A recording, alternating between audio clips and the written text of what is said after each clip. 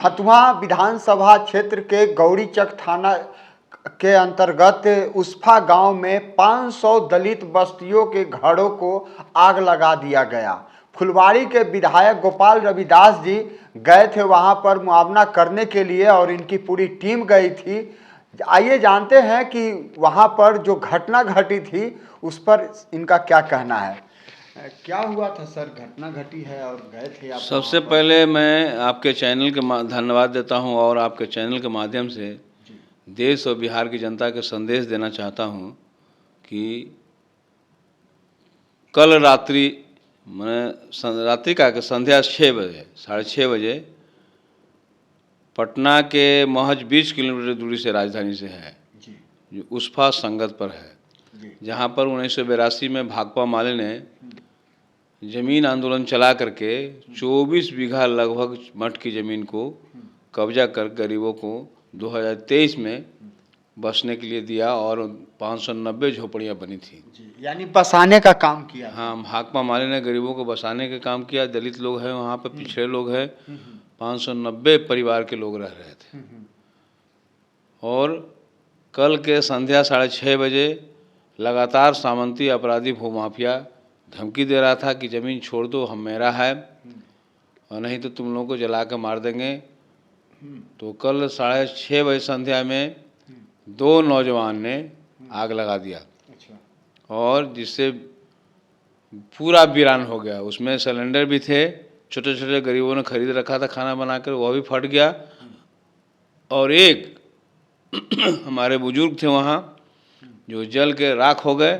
छोटे बच्चे भी लापता हैं और उनको वो लोग सभी लोग खुले आकाश के नीचे आ गए हैं। उनके पास खाने का कोई सामग्री नहीं है, पीने के पानी भी नहीं है। यानी 500 परिवार खुले आसमान में रोड पर अपनी गुजर बसर कर रहे हैं। 500 घर के लोग, कहिए 500 गुना कर दीजिए तो बनती है 1500 लोग, 1500 लगभग बाहर खुले आकाश में है।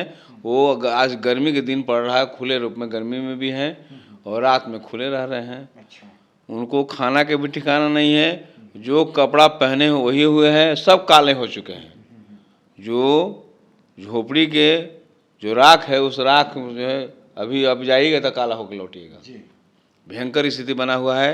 आज हम वहाँ जब गए तो पाया कि अभी तक प्रशासन का मजबूत उपस्थिति भी नहीं हुआ है, किसी तरह का कोई राहत नहीं है। राहत के नाम पर मात्र पॉलिथीन कुछ लोगों को दिया गया है। मतलब इतनी बड़ी घटना घटी और प्रशासन और सरकार जो है वो आराम से चुप्पी साधे हुए हाँ, मतलब सरकार का कोई अमला बराहिल नहीं किया है, मात्र खाना पूर्ति हुआ है। अच्छा। प्रशासन में पुलिस गई है लेकिन पुलिस वहाँ राहत नहीं दे रही है।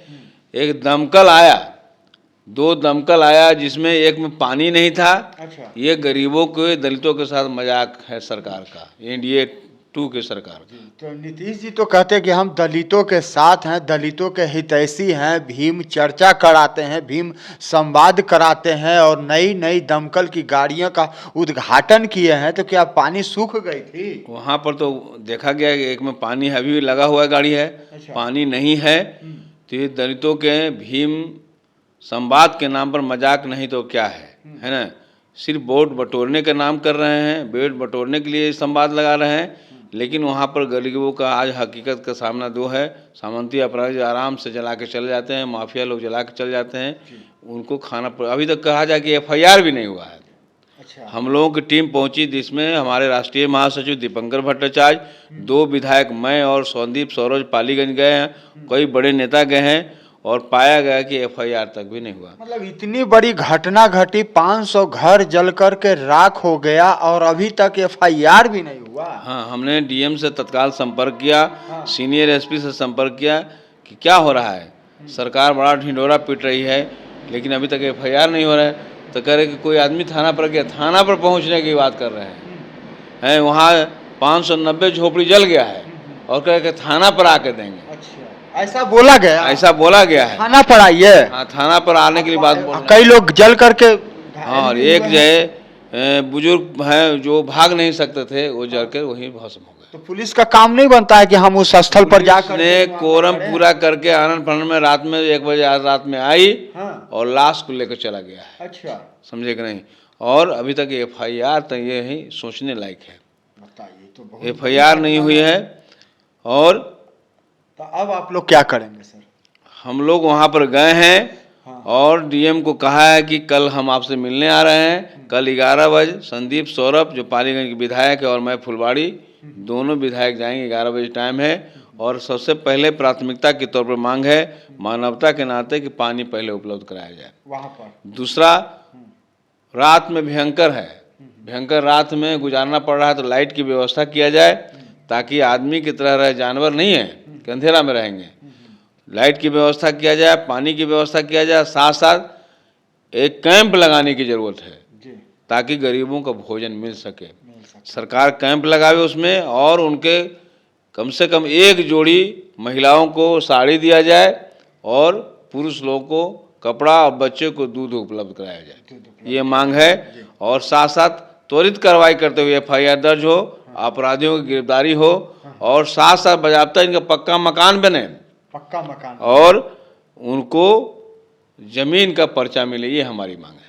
जी। अच्छा सर, पालीगंज में अमित शाह जी आए थे और कह रहे थे कि जो भू माफिया है उसे उल्टा लटका दिया जाएगा, लेकिन ये 500 घर जला दिया गया, इसमें आपका क्या कहना है? तो हम तो मांग करेंगे कि लटकाया जाए। उसमें सामंती अपराधी है जो भाजपा से संबंध रखने वाले लोग हैं, ऐसे लोगों ने जलाने का काम किया है। कैसे कह सकते हैं कि भाजपा के लोग हैं? क्योंकि वहाँ पर जो धमकी दे रहा पहले से हाँ। अनिल दास यादव हैं जो भाजपा से संबंध रखते हैं। अच्छा। वहाँ मिश्रा जी हैं हाँ। जो भू माफिया जमीन खरीद बिक्री में शामिल है। ये सब लोग हैं, बराबर 5 साल से धमकी दे रहा था। ये 5 सब साल से? 5 साल से। अच्छा। और गौरी चक थाना में इसकी रिपोर्ट भी है। हाँ। एक बार जबरदस्ती हथियार के साथ ये मिश्रा जी दखल कर रहे थे तो वहाँ पर पुलिस गई, एफआईआर भी दर्ज है। अच्छा। इसके लेकिन कोई कार्रवाई नहीं? कोई कार्रवाई नहीं हुई। उसके बावजूद आज इतना मनोबल बढ़ गया हाँ। कि सरेआम पूरी रात भी नहीं हुई, मैंने संध्या होते ही और उनको जला दिया।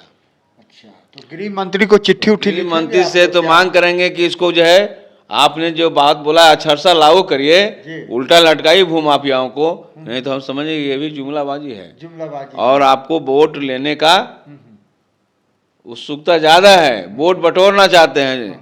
और आपने 9 बार बिहार में आए हुए हैं और पहले के जैसा ही आपकी वादा जो है शिगुफा है, चुनाव बटोरने वाले हैं।